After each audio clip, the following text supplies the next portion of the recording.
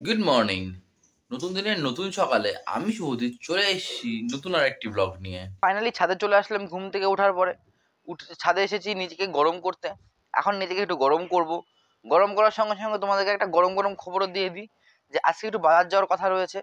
তো বাজারে গিয়ে কি কেনাকাটি করছি সেটা তো তোমাকে দেখাবো অবশ্যই। তার সঙ্গে সঙ্গে আমাদের বালুরঘাট মার্কেটে কি কি পাওয়া যায় এবং বালুরঘাট মার্কেটের কিছুটা অংশ আজকে তোমাদের সামনে তুলে ধরবো।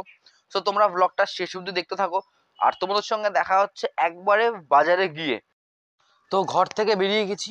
ঘর থেকে বেরিয়ে এখন রাস্তা দিয়ে হেঁটে হেঁটে যাচ্ছি, গিয়ে এখন একটা টোটো ধরবো। টোটো ধরে তো টোটো ধরবো, টোটো ধরে বাজারে যাব।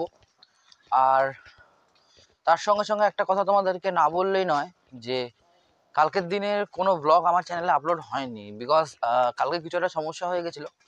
তো তার কারণে কালকের দিনে একটা ব্লগ আপলোড হয়নি। বাট এমনটা নয় যে আমার চ্যানেলে ব্লগ আসবে না, আমার চ্যানেলে ডেলি বেসিসে ব্লগ আসবে।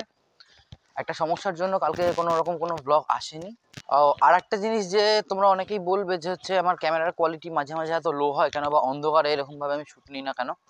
কারণ ভাই আমার কাছে আইফোন নেই, ঠিক আছে। আর আইফোন নেওয়ার তেমনভাবে কোনো অকাদও নেই। হ্যাঁ, তো যার জন্য হচ্ছে আমার মানে আমার যেটা নর্মাল ফোন আছে, স্যামসাং একটা ফোন ইউজ করি, তো তার জন্য ভিডিও কোয়ালিটি এরকম হয়ে থাকে। বাট তোমাদের যদি সাপোর্ট থেকে থাকে আর তোমরা যদি মন খুলে আমাকে ভালোবাসা দাও এবং তোমাদের সাপোর্ট দাও, তাহলে ডেলি বেসিসে হচ্ছে মানে ডেলি বেসিসে ব্লগ আছে ওটা পরের কথা। বাট যেটা বলার কথা সেটা হচ্ছে যে খুব তাড়াতাড়ি একটা আইফোন আমি নিয়ে নেবো, আর তারপর থেকে সমস্ত রকম ব্লগস আমি আইফোনেই বানাবো। সো তোমরা তোমাদের ভালোবাসা দিতে থাকো, ঠিক আছে। যত বেশি ভালোবাসা তোমাদের আমি পাবো, তত তাড়াতাড়ি একটা আইফোন আমি নিয়ে নেবো, ঠিক আছে। এই হচ্ছে কথা দিলাম।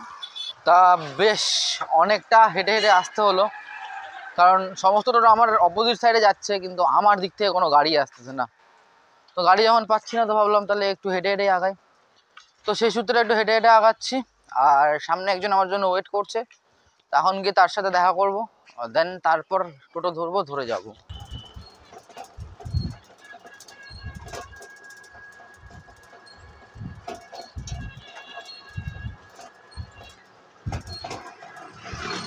তো টোটো থেকে নেমে গেলাম, নেমে বাজারের ভিতর ঢুকে গেছি। এখন পনির নেওয়া হবে, ঠিক আছে। তো দোকানে যাই, পনিরটা নেই আগে।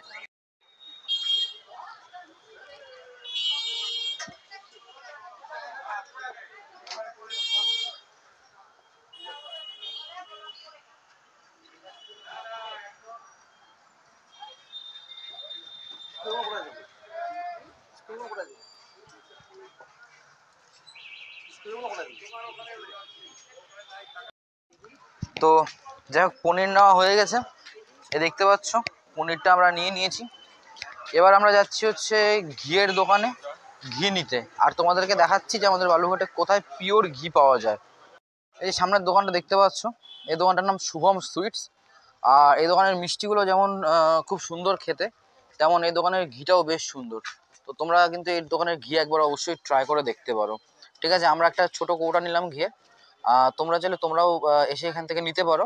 এর দোকানের ঘিটা বেশ সুন্দর এবং এর মিষ্টিগুলো যেগুলো আছে মিষ্টিগুলো খেতে খুব ভালো।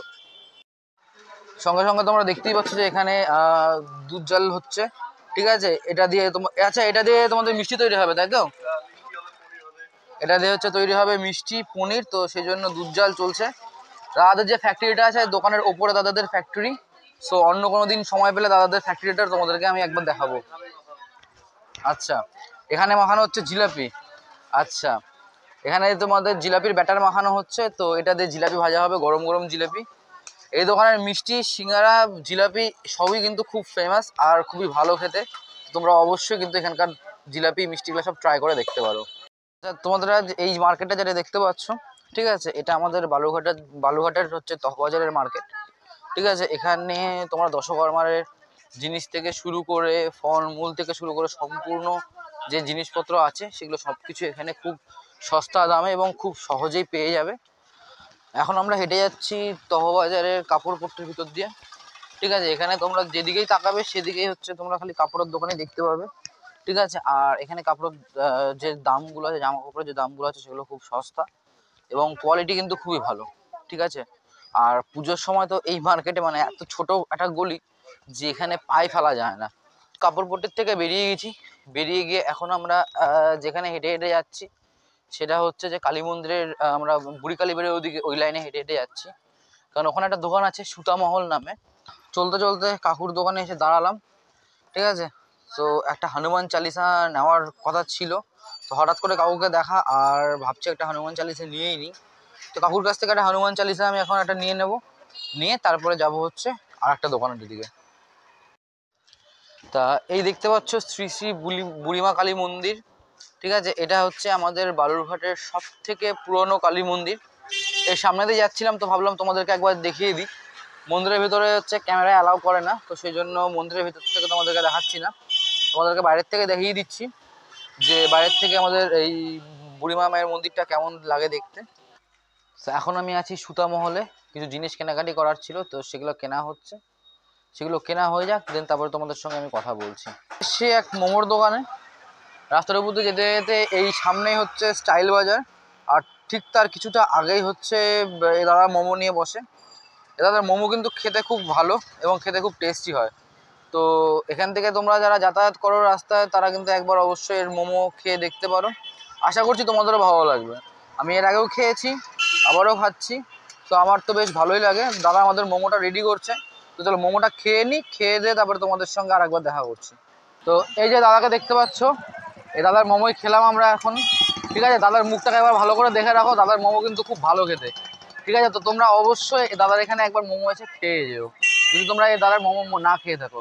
একদম ঠিক কালীবাড়ির সামনে মোড়, কালীবাড়ি মোড়, আর ঠিক তার আগেই দাদা মোমোর দোকান দেয়। তো দাদার মোমো কিন্তু অবশ্যই খেতেই হবে, মাস্ট রেকমেন্ডেড।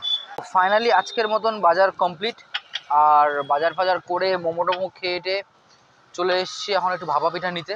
এই দেখতে পাচ্ছ আমার পিছনে কাকিমা ভাপা পিঠা বানাচ্ছে, তো এই ভাপা পিঠাটা নেবো, নিয়ে বাড়িতে যাব। আর বাড়ি যাওয়ার আগে কিছু কথা, যেটা হচ্ছে বাড়ি যেতে তো সময় আছে, যাই হোক, তো টোটো করে বাড়ি যাবো। দেখো ভাই, তোমরা জানো সবাই আমার একটা অ্যাক্সিডেন্ট হয়েছিল, তো সেখানে হাঁটতে এখন অসুবিধা হচ্ছে, কিন্তু তোমাদের জন্য ভাই একটু কষ্ট করে হলেও ডেলি বেসিসে আমি ব্লগ বানাচ্ছি এবং বানিয়ে যাব। সো তোমরা যদি সাপোর্ট না করো ঠিক মতন, তাহলে আমিও মোটিভেশন পাবো না। সো সাপোর্ট করো, ভিডিওটা ভালো লেগে থাকলে লাইক করো, চ্যানেলটিকে সাবস্ক্রাইব করো, আর তোমাদের একটা ভালোবাসা ভরা কমেন্ট ভিডিওর নিচে দিয়ে যেও। দেখা হচ্ছে কালকের একটা নতুন ব্লগে। বাই।